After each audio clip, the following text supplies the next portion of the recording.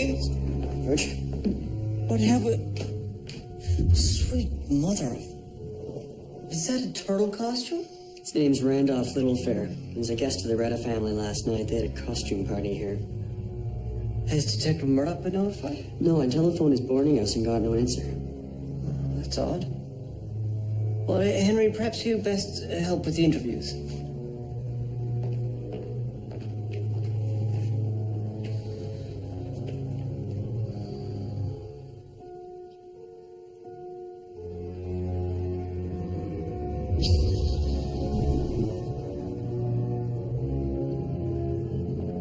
George, I just found Detective Murdoch. What?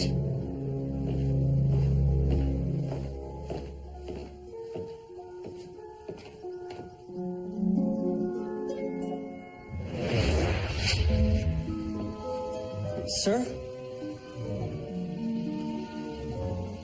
Sir! Ah. What? George. Sir, there's been a murder in the next room. What are you doing here? Are you all right? Why are you dressed like that?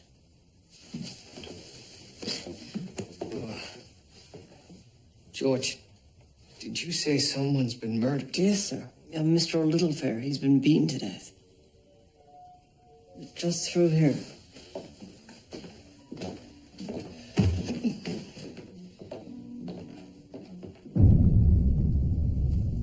No sign of the rest of it so far, sir. Perhaps the killer used a mallet until it broke and then finished him off using this clock. William, are you all right? I'm not sure. I believe I'm still experiencing the effects. More than 8 hours later? The effects of what? Something I drank last night, George. Oh, my. It's the mock turtle. Yes. The mock turtle. Dr. Ogden and I were attending a party last night in honor of the late Lewis Carroll. Alice's Adventures in Wonderland. I was the Mad Hatter. Avidity suggests he died roughly 8 hours ago. I'd say 11:35 to be precise, Doctor. Which means that Mr. Littlefair died when we were all here. Sir, I believe this is the handle to the croquet mallet. Very good, Henry. Where did you find it? Sir, it was under the bed you were sleeping in.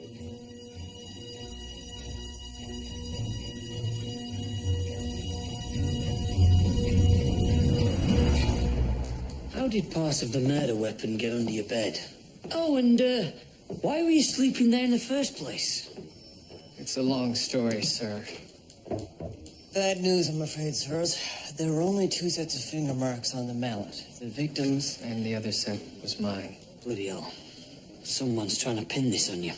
That would appear to be the case, sir. Well, we'll get to the bottom of it. I can't be a part of this investigation, sir. In fact, we should get someone from outside the station. In the meantime, it would appear we have our prime suspect in this murder case. Me. Giles. Why Giles? Yes. No, I understand. Yes, sir. Chief Constable Stockton is sending Inspector Giles from Station House number 3. He's to have complete authority over the investigation. I suppose there are worse fates, sir. Inspector Giles is a thorough investigator. Thorough? He's like you, Murdoch. Once he sets his sights on a suspect, that's usually the end of them. I'm sure you're overstating the case, sir. Well, we'll see, won't we? How are you feeling, William? Somewhat more like myself. It goes to my theory. I think you were drugged. I'd like to take a blood sample to prove it. I would appreciate that. But with your wedding so close, I'm sure you have more pressing concerns. More pressing than clearing you of a possible murder charge? I think not.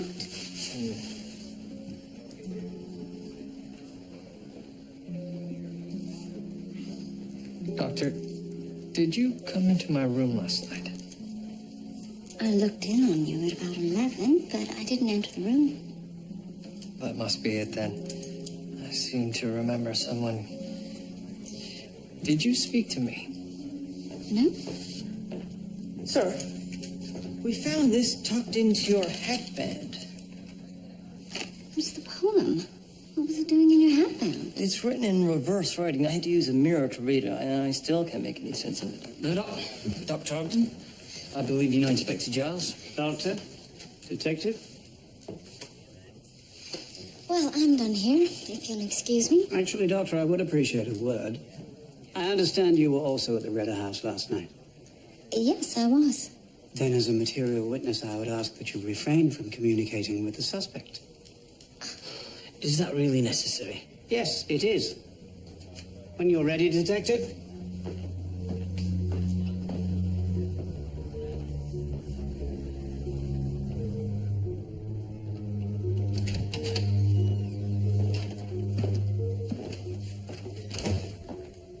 I conduct all my interviews in private, Inspector, without exception. You're under my roof, Giles. Well, if you like, I could move the interview to station house number 3. Fine. But this is a waste of time. If you please, Inspector.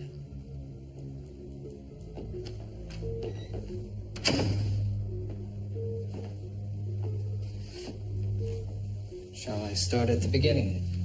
Let's start with the facts. Time of death has been established as 11:35 p.m. Where were you then? Sleeping in the room next door. You'd been invited to spend the night? No, I wasn't feeling well. And where was Mr. Littlefair when you last saw him? He was on the floor in the parlor. At least, I think so. It may have been a hallucination. Hallucination? Dr. Ogden believes I was drugged at some point. And who gave this drug to you? I don't know. They were coming around with trays of drinks all evening. The frog footmen, that is. Frog footmen? I'll tell you what, Detective. Why don't you start from the beginning? Yes. I received an invitation 10 days ago. Thank you.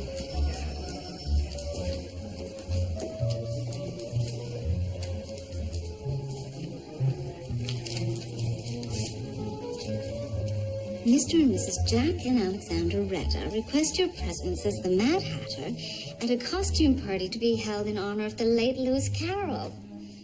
How wonderful, you get to be the Mad Hatter. Darcy was supposed to be the Hatter, but he'll be in Buffalo visiting his family that night. Oh, you'll be attending as well. I'm to be Alice. I'm going as the White Rabbit. How did they get my name? That was my doing. I said you were the most interesting conversationalist. That's very flattering, Miss Ogden, but I... Well, you have to go. They'll have no Mad Hatter if you don't.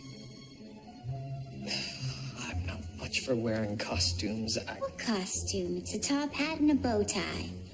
Polka dot bow tie. Do come, William. It'll be fun.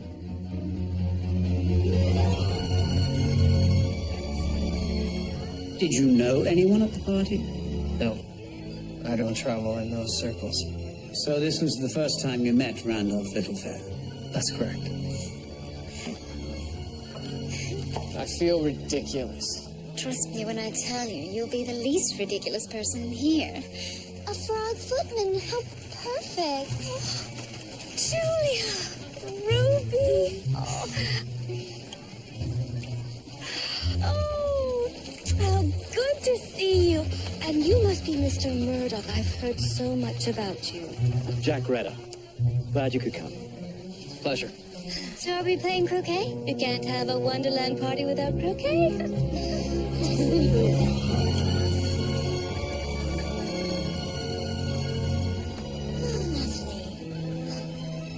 Julia, Ruby Ogden. This is our friend, Constance Gardner, and this is our son, Bradley. This whole party was Constance's idea. Such a pleasure. Oh, and this is Mr. Murdoch, who so graciously agreed to take Mr. Garland's place. Well, let me introduce you all to our guests of honor this evening, Mr. Randolph Littlefair and his lovely wife, Eleanor. Pleased to meet you. Say hello to Tweedledum and Tweedledummer here. I believe he's mocking you. I am the mock turtle. Oh, I love it when people get into character. Off with his head. Here, your turn. I'll hit it with the other side. Everyone, have fun. This is delightful. So that's how your finger marks got onto the red mallet. Yes. What was your impression of Mr. Littlefair? I found him overbearing. You didn't like him? I'm not in the habit of killing people I don't like, Mr. Giles. Fair enough. And what happened next? After that, we went inside. Drink me, how delightful. Oh, No, thank you. come on, Detective. One drink won't kill you. It's Wonderland party after all. All right. Was your drink ever out of your sight? I don't remember. So someone could have slipped the drug in at any time. Possibly. Do you think he was specifically chosen to receive the drug? I can't think of a reason why that would be. Tell me more about Littlefair. Frankly, I wasn't the only person who found him objectionable. You don't belong with these people, do you? I'm sorry? I don't belong with them either. Aren't you the host's son? I'm a communist. I'm intellectually committed to loathing them all. Especially Littlefair. Why him? Because my father, also a despicable capitalist, is in debt to him and he's taken full advantage. And he's an ignorant bore. He's never read Lewis Carroll. The Mock Turtle is supposed to be doleful, not mocking. The fool. And what did you make of Bradley Rader's diatribe? The disquiet of youth? The passive intellectual variety? I'm told there was some sort of parlor game. Yes. A word game. May I have your attention, please, everyone? As we all know, Lewis Carroll enjoyed inventing his own nonsense words. You'll be asked to invent a nonsense word of your own, describing the person standing next to you. Then we'll put all the words into a hat and invent a nonsense poem of our own.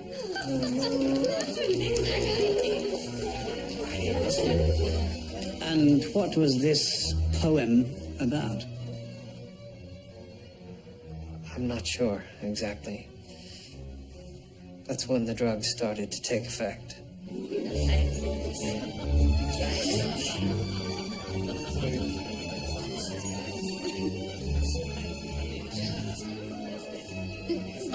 Oh, wonderful. Oh, ladies and gentlemen, may I have your attention?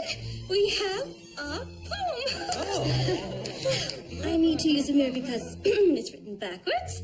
So, 'twas Twilly and the grumbly snifters burbled in their moonly sleep. While the beautiful Minerva lay slumpy in her bed. Yes, Julia. overnight, the What is it, Billy? I'm having the oddest sensation. Are you tipsy? No. Everything seems distorted. Gone he was, and so it was. The oven fat came snealing. It's the maiden who slays the ogre. Isn't that refreshing? And to think, we made it up all by ourselves, huh? From that point on, the distortions grew more intense. May I offer you another drink? Drink me, how delightful. Come on, detective. One drink. Time no longer made sense. Come on, one drink. I have half a mind to... You hit him. honestly don't know. But I suspect I did. And what happened then? I believe I was helped up to bed. Ah, look. A smumpy room just for you. Right? Where are we?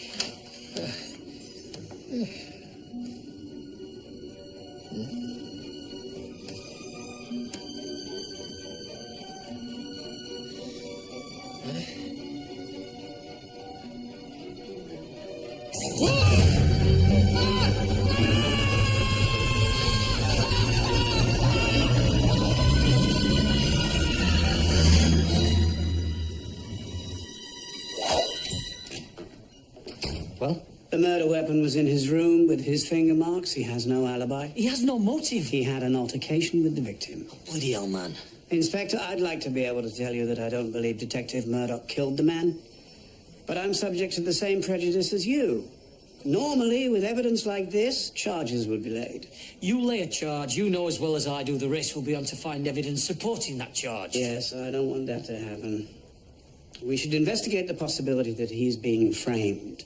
But Detective Murdoch must be incarcerated for the remainder of the investigation. This is just temporary, till we solve this thing. I understand, sir.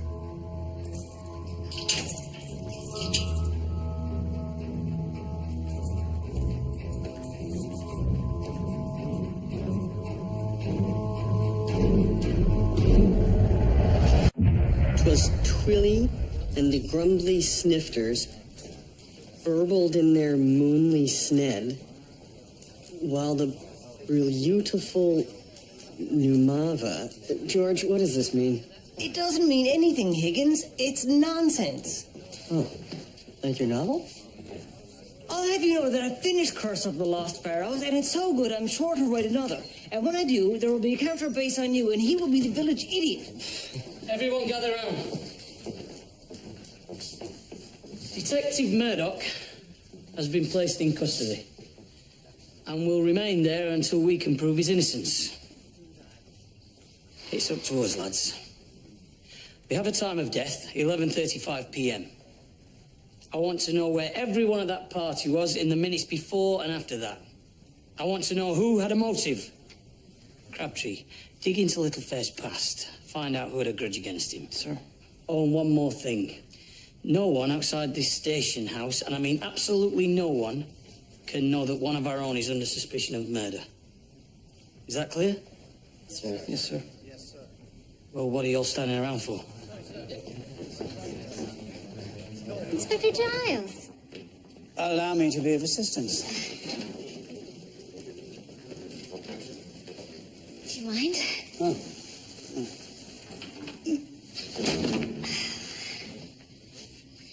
You have post-mortem results, Doctor? Yes. Mr. Littlefair was struck twice with the mallet. His entire temple area was shattered, with shards of bone entering the brain. It sounds decisively fatal to me. Yes. My feeling is the clock was just... For good measure. Quite so, yes. And have you found evidence of a drug in Detective Murdoch's blood? Yes. His glucose levels were depressed, suggesting the presence of mescaline. Mescaline? It's derived from the mescal cactus. It was isolated quite recently. And does this drug make you violent? No, not at all. Its primary effect is intense visual hallucinations. Nevertheless, Detective Murdoch did become violent, did he not?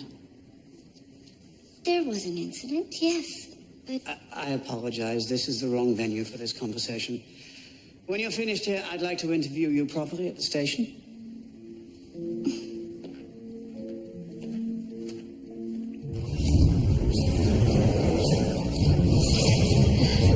Constable. What? You're staring. No, Miss Gardner, Sorry. I was kicked by a horse in the face as a young girl.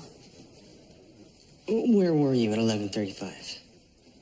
We were playing a game in the parlor. Well, most of us, anyway. And he hit him. I'd gone to bed by then. I felt I'd fulfilled my obligations as the son of the host. We had such high hopes. We were counting on Mr. Littlefair to buy a larger share of my company. We'd thrown the party in his honor. It had all been going so well, but my husband could be, overbearing. At times, it's true. It's no reason to kill a man, though, is it? We assumed William had been the victim of a prank. I thought it might have been oil of hashish or something harmless like that. It was a Wonderland party, after all. Oh, for the love of... I've bent my nib. One moment, Miss Houghton. I believe the detective keeps some extra nibs in here. Is that a ring? A ring? What? Give me that back. Beautiful. Miss Houghton, you can't just take personal items out of the detective... Julia, as long as you exist in this world... Oh, my. It's a proposal. What? He was going to propose? I have no idea. I insist that you don't put them in there. Ruby, this is none of our business. I beg to differ, George. At first, I assumed he'd had a little too much. William was not used to liquor. But then over the next hour, he became more disoriented. You saw a personality change. Rather, yes. Are you feeling any better, William? No, thank you. No. Hey, Frogman! Mr. Littlefair had been drinking heavily all evening, and it was beginning to show. One more drop, and I'm sleeping in another room. You snore when you're drunk, Randall. Fine. Froggy! I said no more. Everyone was in shock. And then... Hey! I've half a mind to... Yes! Come now, Mr. Toto. Let's help you to your bed. Come on. What's come over you, William? I think we need to get Mr. Murdoch upstairs as well. We can get him home. No, I insist.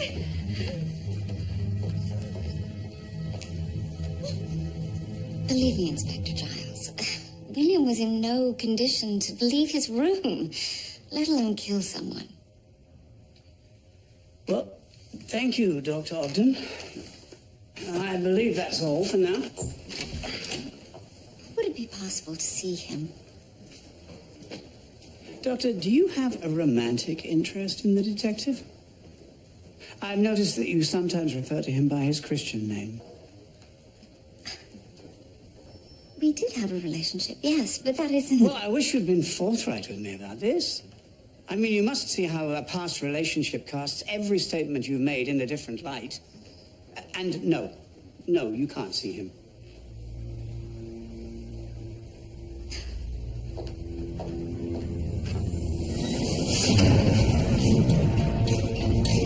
What have you learned, Inspector?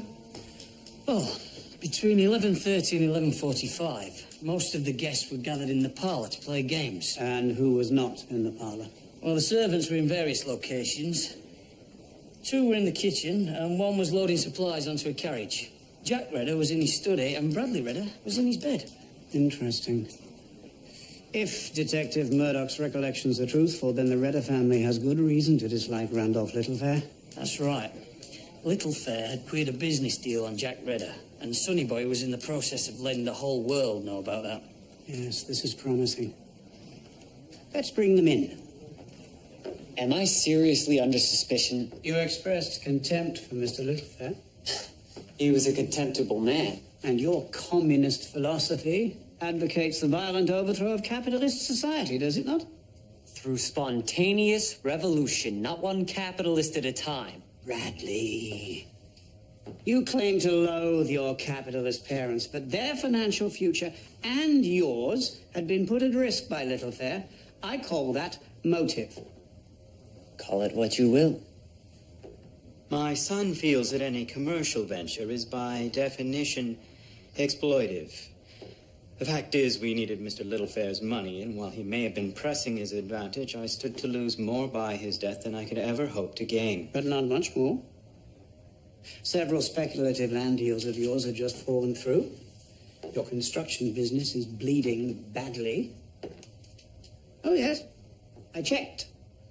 You were using Littlefair's money like a bank.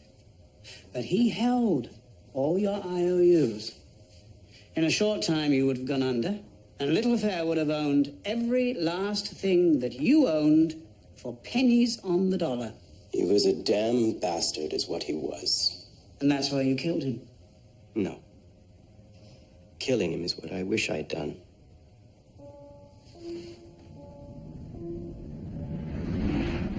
Julia, as long as you exist in this world, there will be no one for me but you. We can adopt. Julia Ogden, please say you'll marry me. No, it can't be. He had every opportunity to say these things to me before I left for Buffalo. I don't understand. Jules, I love Darcy. I'm happy. I've made my choice. Doesn't the fact that you're so upset about this tell you that your heart feels differently? Don't you see it's too late? I can't walk out on Darcy now. It would break his heart. Heartbreak is temporary. Marriage is for life. For the rest of your life. This receipt is dated a year ago. You may not even feel that way anymore. Then why keep the engagement ring and his thoughts on the proposal? He would have said something. Would he have? The problem is that he's a fine man who loves you. But he sees how you've prepared your future. He's going to remain silent, no matter how much it hurts him, and honor your choice unless you talk to him. Jules, you have to say something. You have to go to him. I can't. Inspector Charles has forbidden it. Well, as I see it, you have to do something. My money's on the communist son. I don't think so. He may well have expressed a dislike for the man, but then so did Murdoch. Have a seat, Charles. Oh, thank you. And who attacked Littlefair minutes before he was killed? Whose bed was the murder weapon found under? Whose finger marks were all over it? But what about the boy's father? Well, I would agree. Except that by killing Littlefair, Jack Redder would only have hastened his own financial collapse, throwing his family onto the street. So you're back on Murdoch, right? You've had that fixed in your head from the start, like a dog with a bone. Look, I appreciate your loyalty to Murdoch, Inspector. I truly do. But don't ever question my objectivity as an officer of the law. He's one of us, Giles. And that makes it all the more difficult. But it doesn't mean that he's innocent. It's not looking good. I need you to think. Someone must have come into your room to plant the evidence against you. Do you remember anything? Nothing clearly, sir. Well, that's not good enough. Someone may have come into my room, but I can't be certain. Bloody hell, Murdoch, you have to remember. Who was it? Your neck is on the line.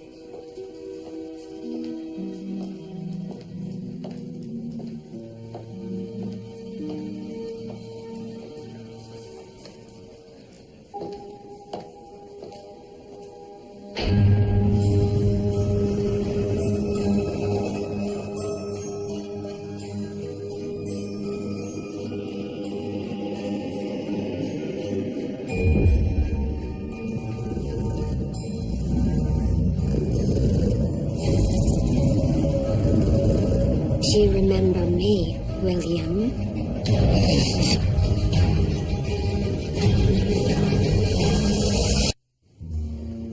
Was it a dream you had? Or a memory? Perhaps a dream of a memory. Who was it? The Cheshire Cat. Mrs. Littlefair, did you enter Detective Murdoch's room on the night of the party? No, why would I? You were dressed as the Cheshire Cat, correct?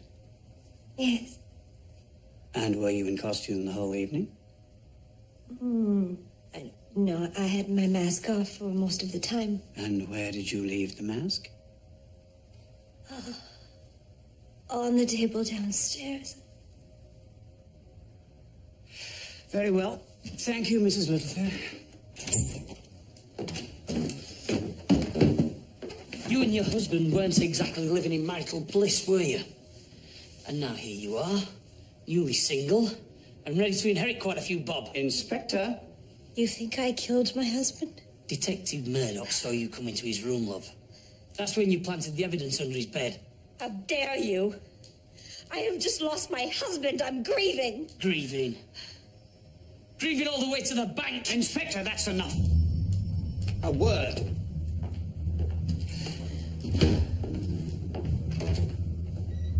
I made it perfectly clear. I conduct my interviews without interference. You barely asked at the time of day. She was downstairs in the parlor with witnesses at 11:35. Or are you forgetting that? Someone came into Murdoch's room with that mask on. So says Murdoch.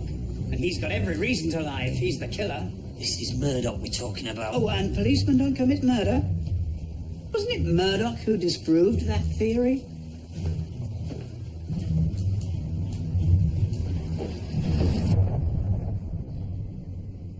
I can't handle the evidence, sir. Then just look, all right? I don't need to remind you that Giles is closing in. Right then, George, fit the pieces together. Now, rotate it. It's broken to the side, sir. If the mallet had broken from the force of striking the victim, the handle would have broken back to front. So the mallet was broken deliberately? Part of you being framed? That would be my assumption. Now then, what other evidence might have been tampered with? This is a striking clock. Regardless of what the hands say, the striking mechanism must be set to chime on the hour. Now we can check the status of the mechanism to see if it matches the displayed time.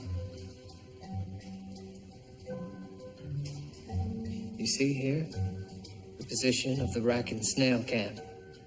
Rack and snail? It's what determines the number of chimes. This clock had already struck midnight by the time it was stopped. Can we tell what time it actually stopped? Yes, by counting the number of notches on the gear train. 2, 3, 4, 5, 6, 7, 8. This clock was stopped at 10 after midnight. 12:10? That was the time of the murder, not 11:35 p.m. That puts Eleanor Littlefair back on the suspect list. Bloody hell, that puts everybody back on the list. We'll have to re-interview them all. So tell me, Inspector, how did you figure out this clock business? It was Murdoch, wasn't it? Sir, you can rest assured that at no point did Detective Murdoch come into contact with the evidence. No, he just told you where to look.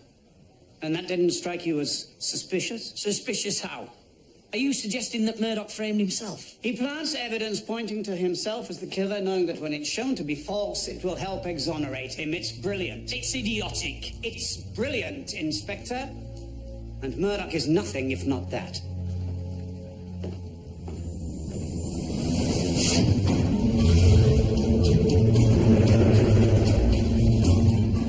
Sir, we have a problem. Now what? I've checked police and court records going back more than a decade. It seems that Randolph Littlefair changed his name some years back. He used to be Michael Cudmore, and he had a few run-ins with the law, including murder. Murder? Who did he kill? An innkeeper was found stabbed to death.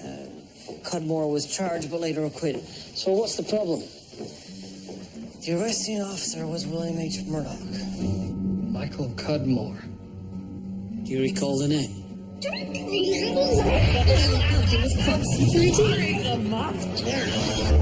remember me, William? Murdoch. Cudmore. Does the name Michael Cudmore ring any bells? Michael Cudmore, yes. I arrested him shortly after I started with the constabulary. So you're saying it's coincidence that 12 years later, you just happened to be at a party with Cudmore and someone frames you for his murder? It's the only explanation I have. What do we tell Giles? Nothing. We don't say a bloody thing. Sir, I've spoken with Bradley Retta's laboratory partner. Laboratory partner? Apparently he's a chemistry major, sir. Turns out they've been isolating mescaline. It was meant to be a prank. So it was just by chance that the man you slipped this drug to ended up being framed for murder? I planned to spike the whole punch bowl, but we couldn't produce enough in time, so I decided to slip the mescaline into Randolph Littlefair's drink. Littlefair? Then how did it end up in Murdoch's glass? He must have picked up the wrong glass. I wouldn't have done this to your detective. He was the one person at the party I actually liked.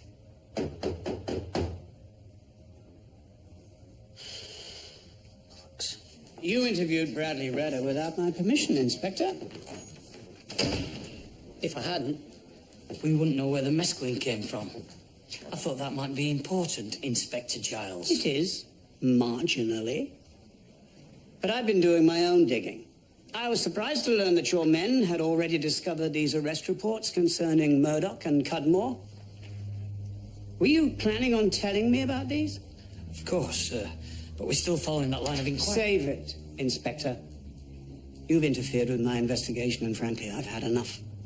I have no choice but to remove Murdoch from your custody and conduct the remainder of this investigation from Station House number 3. But you can't. It's not a negotiation. Detective Murdoch.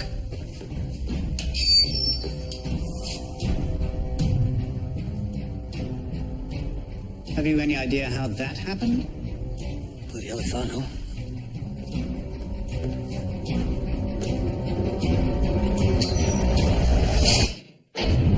Sir, he must have picked a lock. Why would he do it, Crabtree? Why would he run? Maybe he lost his faith in us, or maybe he thought the evidence against him was so strong that...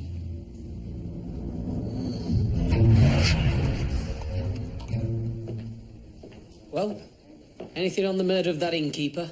Sir, I've gone over all the files for Cudmore's murder charge. No one at the Wonderland party connects to the trial. Well, I might have something here, sir. One of the witnesses at the trial later claimed that Cudmore assaulted her in the days following. What was her name? Miss Ava Moon, sir. She's an actress. Cudmore was arrested but never charged. Ava Moon? Yes. What? You heard that name before? Not heard it. Seen it. The poem. Sir, this is the nonsense poem from the Wonderland party. It tells the story of a maiden, New Mava. She's attacked by an ogre, but she manages to fend him off and she slays him. What are you showing me this for? Well, sir, look here. New Mava is Ava Moon backwards. Who wrote this? But we all wrote this. We made up nonsense words. What about this new Mava mentioned in the poem? Ava Moon? That wouldn't be you now, would it, Mrs. Redder? Inspector, there's no such person. So I'm not to read anything into the fact that these nonsense words magically turned into a story about a maiden who killed a beast that attacked her? Well, it wasn't magic. We had to work at it a bit. We? Constance and I. Well, it was all her idea, really. It was quite ingenious, the way she pieced a story together out of it all. Constance? Yes. The woman who helped you with the party? Yes. You wouldn't happen to have her address, would you? I didn't expect to see you in person. I assumed you'd be in jail. But I knew you'd figure it out. I was hoping to have been gone by then. Of course. I was never very lucky, was I? Ava, I needed to see you. To tell you that I understand why you framed me. And how truly sorry I am for what's happened to you. Well, it's a bit late for that, isn't it? I suppose so. Now, I'm afraid you'll have to come with me to face the murder charge. You would do that to me? I'll argue for leniency. I'll tell the judge that Littlefair hurt you, deeply, savagely.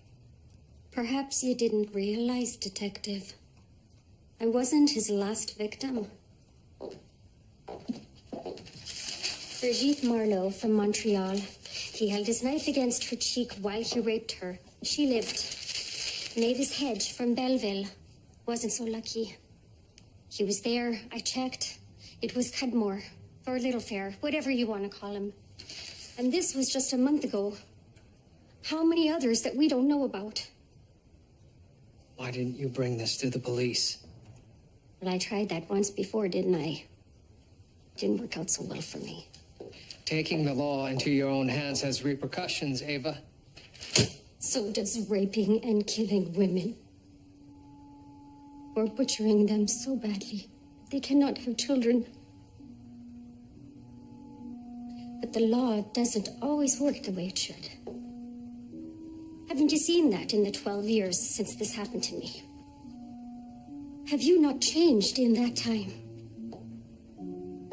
Is the letter of the law still all you care about? Even when it's wrong? Michael Cudmore would have kept on killing. He deserved his fate, and worse. You know what I did was just. What choice do I have? Then will you watch my hanging? If that's the verdict, yes. It's my duty. Then I will see you on that day.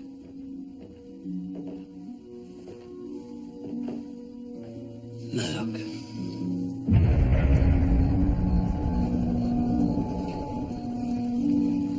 She was an actress. She rented a room at an inn along my beat. One night she heard cries coming from the innkeeper's room and then saw a man leaving. She didn't see his face, but she recognized his coat, his walk. I arrested Cudmore, and my inspector at Station House number 1 beat a confession out of him. Ava was terrified of Cudmore and refused to testify against him. But I convinced her that it was her duty, that she should trust in the law. But he wasn't convicted. No. That wasn't your fault. Actually, it was. My inspector testified that the confession was voluntary. But I zealously told the truth. The confession was thrown out, and the case collapsed. And then Michael Cudmore took revenge on Ava Moon. Why wasn't he arrested for that? Insufficient evidence. It was dark, the middle of the night, etc. Prosecution didn't believe that Ava's identification of Cudmore would stand up at trial. So, you can see why she doesn't trust in the law. Murdoch! What the devil's going on here? Cudmore took his knife to me. Not just my face. He did things I couldn't begin to describe to you. Everything I ever wanted in life. Marriage, children. Ended the night he came into my room. He moved out of Ontario after that. Then a few months ago I saw his picture in the newspaper. Oh, he changed his name to Randolph Littlefair, but I knew it was him. So you plotted to kill him? I have friends in common with Alexandra Reda. And when I learned the Redas were going into partnership with Cudmore, a plan materialized. I suggested the party for that reason. And how did you know Detective Murdoch would be there? I didn't. It was just one of those strange things in life. I realized if I pointed the suspicion on him, It would give me time to make a clean break. But I wouldn't have let him hang. I was going to leave a confession in my room, but he arrived before I could make my escape. And now it's me who's going to hang. It seems the law is finally done with me.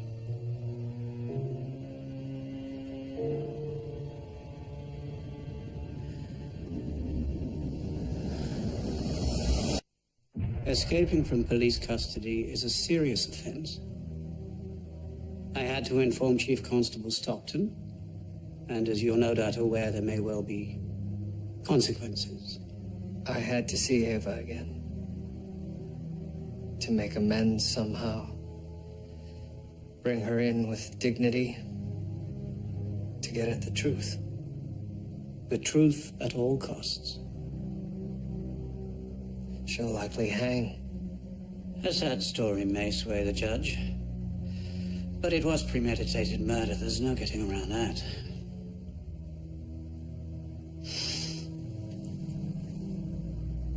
A lesser policeman than yourself might have been inclined to look the other way. But you and I are not arbiters of justice. We are merely servants of the law. It is no simple task to remain incorruptible, especially in defiance of one's own conscience. Cold comfort, eh, Inspector?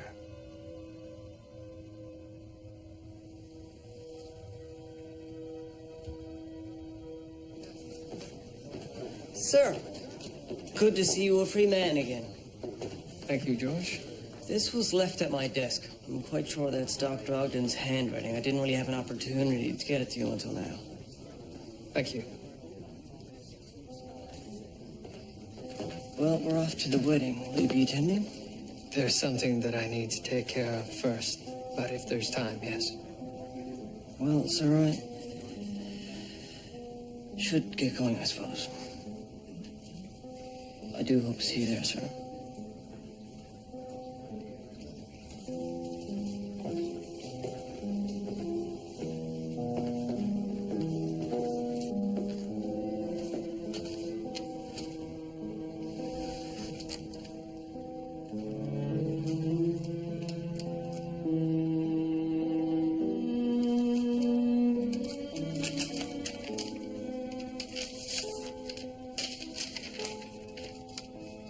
Dearest William, I am writing this during what should be the happiest time of my life. And yet my heart has never been more troubled.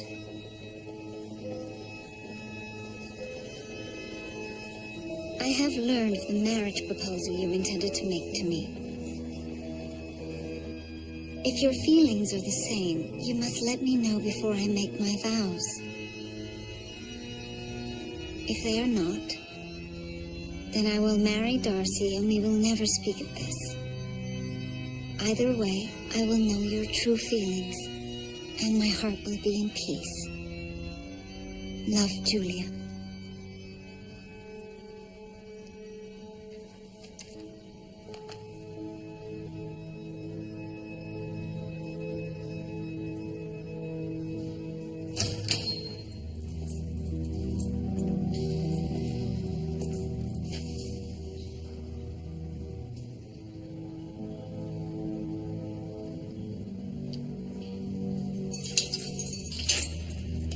Take the CP rail to Hamilton immediately. Don't stay on the train any longer, or they will catch you.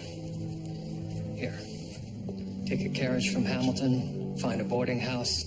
Try not to draw any attention to yourself. Wait a month and cross the border at Windsor on an overnight train.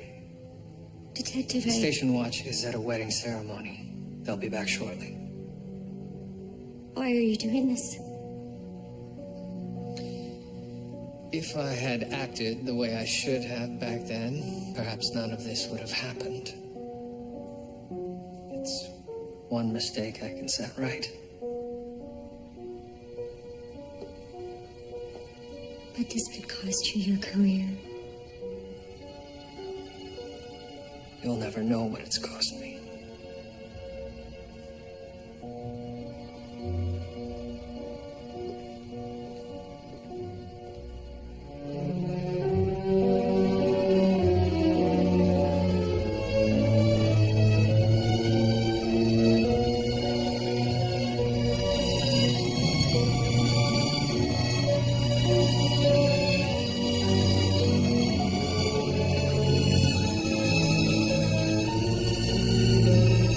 And forsaking all others, be faithful to him as long as you both shall live.